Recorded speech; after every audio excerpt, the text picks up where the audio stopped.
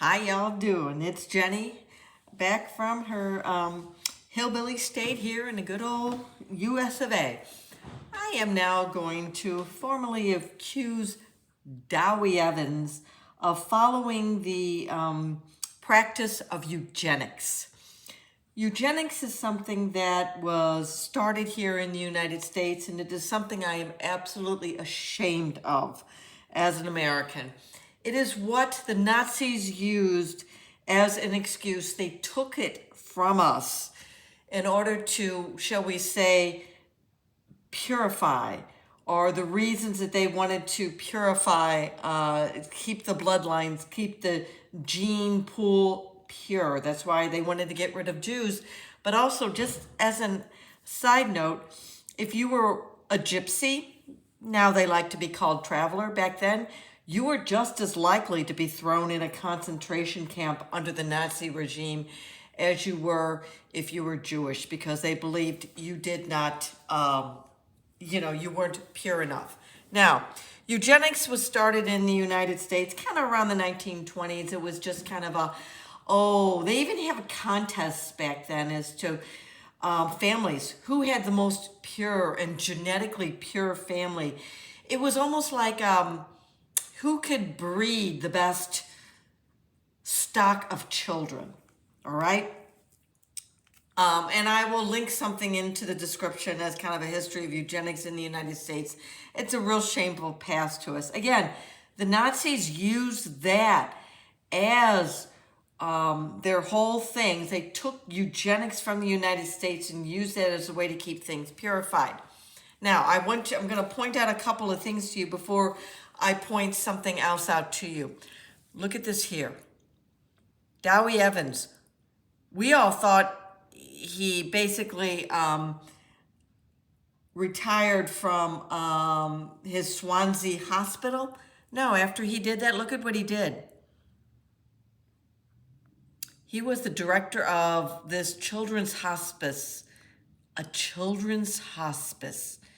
And this is Welsh. I cannot pronunciate it, but it's T-Y and then H-A-F-A-N from May 21st of 2015 to November 7th of 2016.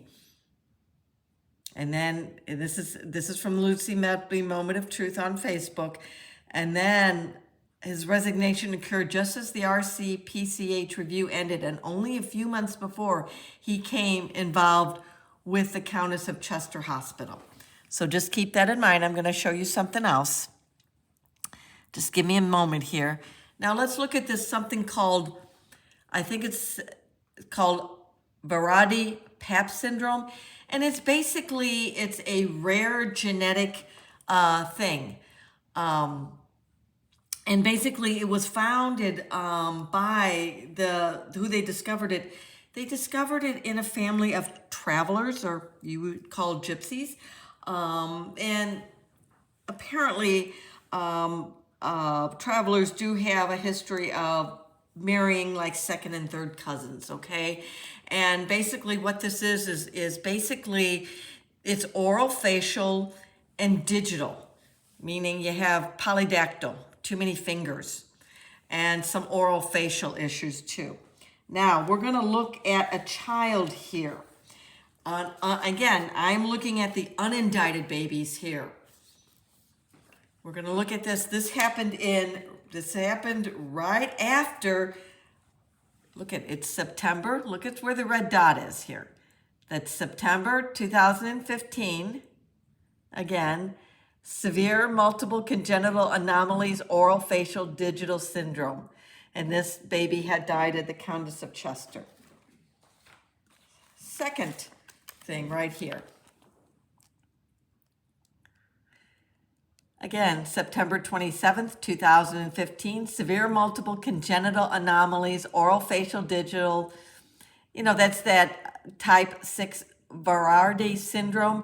Birth anomalies noted included cleft lip and palate, polydactyl, that means more than 5 fingers, low set ears, short arms, heart murmur, micropenis, poor respiratory effort shortly after birth, intubated but poor chest movement, arrested at and abnormalities of the tracheal rings on postmortem.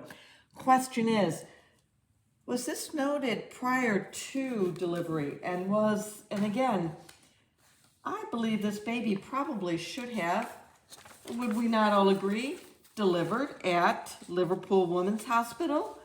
Again, Liverpool's Women's Hospital, did you feel that this baby wasn't worthy of being born there or cared for there or even transferring there? Was this whole transfer scheme a way to keep babies away from your hospital, to keep your hospital more pure and your statistics more pure in a eugenic fashion?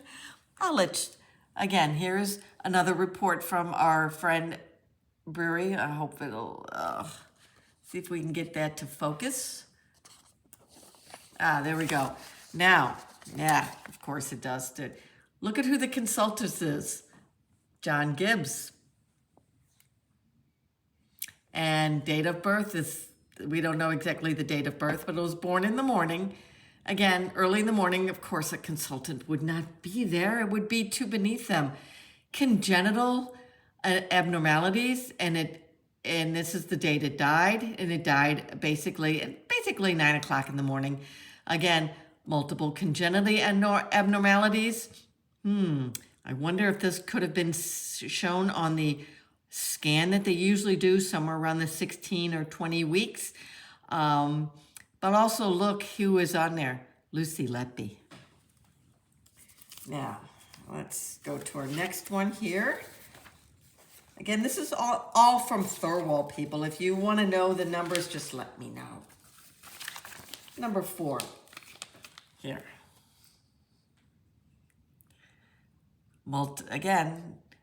Multiple congenital anomalies, orophacial digital syndrome, type 6, compromised from birth. Interesting. Let's see what else I can find here. Okay. Oh, here is that. Look at that here. Do you see where that red dot is? This was that thing that was sent over, that leaked document, and this was what they helped. What Susie Holt mostly wrote, a lot of it was Stephen Brewery, and sent this over as the first batch to Operation Hummingbird. Look at it. Term baby with multiple congenital abnormalities diagnosed with Baradi-Pap syndrome on postmortem, in which there are various abnormalities of the face and limb. These abnormalities were not life-threatening. Therefore, there was no explanation as to why the infant stopped breathing and subsequently died. Clinically, this was not anticipated. Well, wait, I thought, if you noticed on those previous things, that it was compromised at birth. Stephen Brewery seems to kind of, shall we say, change the narrative depending on the report he needs to do. Breathing, okay, so there was no explanation as to why the infant stopped breathing and subsequently died. Clinically, this was not anticipated. Consensus of the Countess of Chester pediatrician and external Liverpool neonatologist, that was Nim Subher, who looked at it too. Everyone agrees that the cause of sudden deterioration, the cause of death, was unexplained. So even a pediatrician neonatologist from Liverpool agreed this baby should have survived. Now let's look here what Dowie wrote. Look at that red dot. That baby ended up dying of multiple organ failure, and yet he had no suspicion. Now, I bet Dowie saw that it had a congenital abnormality. And it is my view as a nurse that he did not believe that this baby was worthy. A congenital abnormality, we got to keep everything pure. Remember, Dowie looked at an autistic boy, had the balls to tell the parents that the 8-year-old autistic boy was basically having behavioral issues, his projectile vomiting. And thank God the father was a nurse and put his foot down and ended up being a brain tumor. Now, remember how I told you before that Dowie was a hospice director? There are three types of people that go into hospice. The first set are the ones that are dedicated to hospice. And it's usually people that have had put in a decade or two of experience and have gained that wonderful knowledge and communication skills. And really, if you're a nurse, it's when you really start understanding the art of nursing, which is to take care of not only that patient, but that family too. But also as a physician, they understand the art of medicine. It's when you start to appreciate, once you've been a nurse or a doctor for a while, you start to appreciate that life is special, but that you want to make the passing as kind as you can and as meaningful for not only the patient but also the family. I too have had the honor of having a family member in hospice. One that had my brother-in-law, my mother-in-law almost died giving birth to him, and subsequently he was starved of oxygen. He ended up being developmentally disabled, but let me tell you, he was the most kind and gentle human being and taught me more about living, but also more about dying and how one dies with dignity than I would ever learn as a nurse. And that's when I truly, when he was in hospice, and that last night when I was talking to his nurse, and we were discussing the need to bring in the family because we thought it would be the last 24 hours. I started to cry while I was discussing with that nurse. I had no idea who did this. There was another hospice nurse at that hospice that came running up or scurrying up that hallway. I have no idea what she looks like. I have no idea who the hell she is. All I remember is that I got a back rub. Again, I can't tell you. I know it was a woman, but I just remember someone rubbing my back.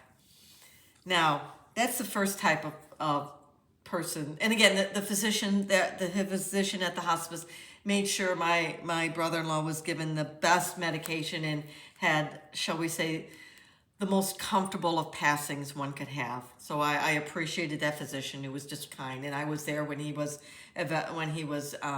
evaluating my brother-in-law. Then the second type of person that goes into hospice, it's usually someone who's drug seeking, because that's where you can get you can score some good fentanyl. And usually that, as a nurse, that's usually the type that usually when you see who loses their license, that's usually the type. Now the third type is the one that I believe Dewey is. Kind of gets a kick out of. He seems, am I the only one that's noticing? He seems to kind of get a kick out of causing pain and seeing pain. And as a hospice director, was he that type again? Was he that sociopath that gets a kick out of seeing people dying? It's a dopamine rush. So again, there are three types of people that go into hospice. And again, let's not forget that Dowie looks a little bit and acts a little bit too much like, and seems to kind of, shall we say, follow the religion that the Nazis followed and everything. Do we not feel like he got a thrill out of finding? He didn't look for bad medical care. He looked specifically, and even Shu Li mentioned that, he went for malfeasance when there was none. Yes, am I calling Dowie a Nazi? I don't know. I haven't seen him give the Nazi salute. But I did see him on that documentary getting a kick out of showing with wine in a syringe how Lucy supposedly killed a child. And did you not kind of see, like I did, a little bit of look at his facial expressions, if you will. Kind of a sense of just dopamine rush on him. A sense of calmness while he did that. And again, I'd like to ask Bill the Bastard Yoxel from Liverpool Women's Hospital, was this child not worthy of being transferred? Of being evaluated? Worthy of life? Or was it not pure enough for the Liverpool Women's Hospital? Was it not pure enough to be transferred by the transport team? Was that whole transport team that was headquartered at Liverpool Women's Hospital a scheme to protect the Liverpool Women's Hospital, to protect it, to keep it more pure? Because we know at that time there was a lot of international maternity scandals going on that I knew about. I remember hearing about it back then, and it was coming to light. Was the obstetrician, the neonatologist, Bill Yoxel, doing what they can to keep the Liverpool Women's Hospital pure? Now, in part 2, I'm going to show you another child that was not worthy of transporting, that also had a congenital abnormality. But I'll show you that in part 2. I'm seeing a whiff of eugenics here, something that I'm ashamed that America started, that spread to the Nazis, that Dewey seemed to, shall we say, take to heart. Bye-bye.